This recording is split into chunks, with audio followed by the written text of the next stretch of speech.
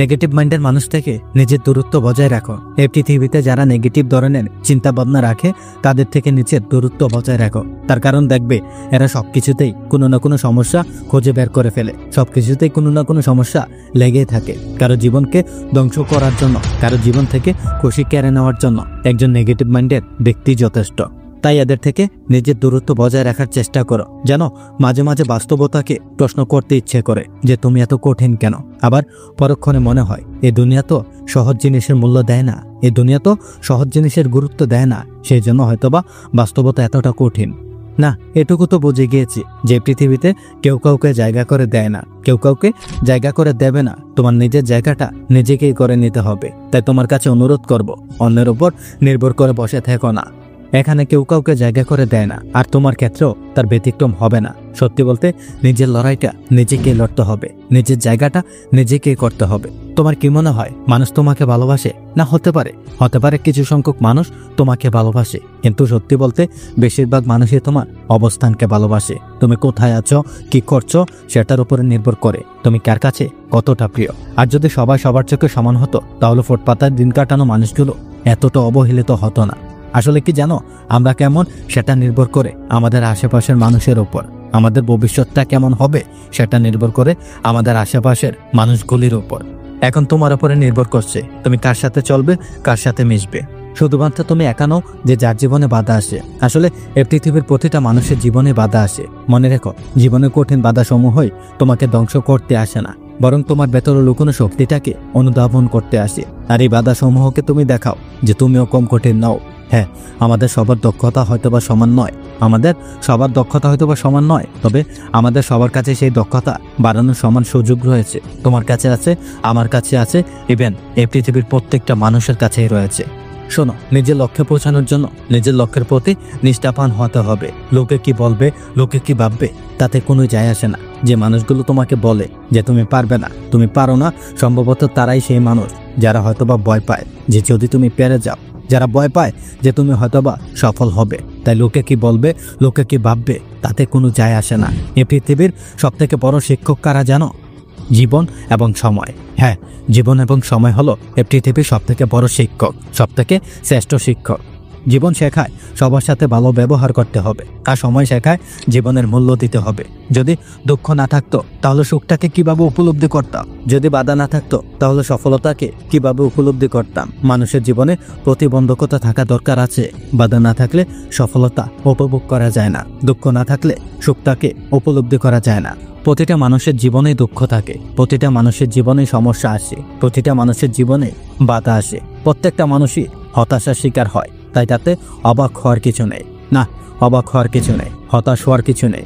যদি শুধুমাত্র তোমার সাথে এমনটা হতো তাহলে হয়তো বা বলা যেত, কিন্তু এটা তো পৃথিবীর প্রত্যেকটা মানুষের সাথেই হয়ে থাকে। সুতরাং এত অবাক হওয়ার কিছু নেই। যেটা হচ্ছে সেটাকে গ্রহণ করো, যেটা হচ্ছে সেটাকে অ্যাকসেপ্ট করো। মনে রেখো, সময় পরিবর্তনশীল। যেমন আবহাওয়া পরিবর্তনশীল, মানুষের জীবনটাও কিন্তু পরিবর্তনশীল। তোমার জীবনটাও বদলাবে। যদি সুখের দিন ঘুরে দুঃখের দিন আসতে পারে, তাহলে দুঃখের দিন ঘুরে কেন সুখের দিন আসতে পারবে না? জিজ্ঞাসা করো নিজেকে, কেন পারবে না? আসবে। অপেক্ষা করো, ধৈর্য ধরো। জানি এই পৃথিবীতে সবথেকে কঠিনতম জিনিস হলো ধৈর্য ধরা। তবে মনে রেখো, এই পৃথিবীতে সবথেকে বড় উপহার কিন্তু ধৈর্যশীল ব্যক্তিদেরই দেয়া হয়। ধৈর্যশীল ব্যক্তিরাই কিন্তু সবথেকে বেশি পুরস্কার পায়। অনুশোচনা খারাপ কাজকে বিলুপ্ত করে, আর অহংকার ভালো কাজকে ধ্বংস করে। একটা কথা মনে রেখো, কেউ যদি নিজের ভুল স্বীকার করে তাহলে সে কখনোই ছোট হয় না। সত্যি বলতে, ভুল হয়ে যাওয়ার পরেও যদি তোমার কোনো অনুশোচনা না হয় তাহলে হয়তোবা আমাদের মাঝে মানবিকতার অভাব রয়েছে। হ্যাঁ, ভুল হওয়ার পরে অনুশোচনা হওয়া প্রয়োজন। শোনো, তোমার কাছে অনুরোধ করব, জীবনে কখনোই অহংকারী হয় না। আর অহংকারকারীকে আল্লাহ তাআলা পছন্দ করে না। আরে, অহংকার তো তারাই করে যারা নিজের যোগ্যতার চেয়ে বেশি কিছু পেয়ে যায়। তোমার ক্ষেত্রে তো তেমনটা নয়। তুমি যেটা পেয়েছো, তুমি কি তার যোগ্য ছিলে না? তুমি কি সেটার যোগ্য নও? তাহলে তুমি অহংকার কেন করবে? কেউ যদি দ্রুত কিছু পেয়ে যায়, অল্প মেহনতে পেয়ে যায়, তাহলে সে অহংকার করে। তোমার জীবনে যতটা পেয়েছো, তুমি যতটা অর্জন করেছো, তুমি কি তার জন্য মেহনত করনি, পরিশ্রম করনি? তাহলে অহংকার কেন করবে? শোনো, তোমার সাথে এটা যায় না। অপরাধ না করো, যখন অপরাধী হয়ে যাবে তখন চুপ থাকাটাই ভালো। তুমি এটা বিশ্বাস করো কিনা আমি জানি না, কিন্তু আমি বিশ্বাস করি যে নীরবতা হয়তোবা অনেক কিছুর জবাব দেয় না, কিন্তু অনেক কিছুর সমাধান এনে দেয়। তাই একটু নীরব থাকার চেষ্টা করো, একটু চুপ থাকার চেষ্টা করো। মনে রেখো, চিৎকার করে কখনো নিজেকে নির্দোষ প্রমাণ করা যায় না। আসলে জীবনে অনেক কিছু আসবে, অনেক কিছুই যাবে। আর যদি কোনো ব্যক্তি একটা জিনিসের প্রতি গুরুত্ব দেয়, তাহলে হয়তোবা সে মানসিক পেশেন্ট হয়ে যাবে। না, সবকিছু জীবনে গুরুত্ব দিও না, সবকিছু নিজের জীবনে এতটা প্রাধান্য দিও না।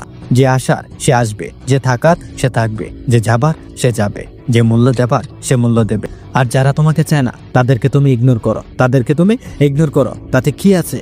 আর যারা তোমাকে চায় না তুমিও তাদেরকে ইগনোর করো। আর তুমি কেন এটা বারবার ভুলে যাও যে তোমার জন্য তুমিই যথেষ্ট, তোমার জন্য এই পৃথিবীর পরিচালকই যথেষ্ট, যিনি তোমাকে পৃথিবীতে পাঠিয়েছেন তিনিই যথেষ্ট। যারা যেতে চায় তাদেরকে যেতে দাও, যারা তোমাকে গুরুত্ব দেয় না তুমিও তাদেরকে গুরুত্ব দেওয়া বন্ধ করে দাও, যারা তোমাকে সম্মান করে না তুমিও তাদেরকে সম্মান দেওয়া বন্ধ করে দাও।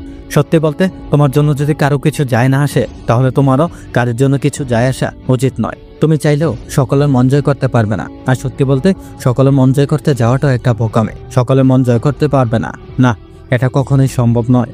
আর তুমি যদি সকলের মন জয় করতে চাও, তাহলে একটা সময় পরে তুমি নিজেকেই ভুলে যাবে। আজকের পৃথিবীটা একটু অন্যরকম, আজকের দিনে মানুষগুলো একটু অন্যরকম। পড়া নাই, লেখা নাই, সমাজের সর্দার, জ্ঞানী জ্ঞানী চুপচাপ, বিচার করে বাটপার। হ্যাঁ, এটাই আমাদের সমাজের নিয়ম, এটাই আমাদের পৃথিবীর নিয়ম, বর্তমান পরিস্থিতির নিয়ম।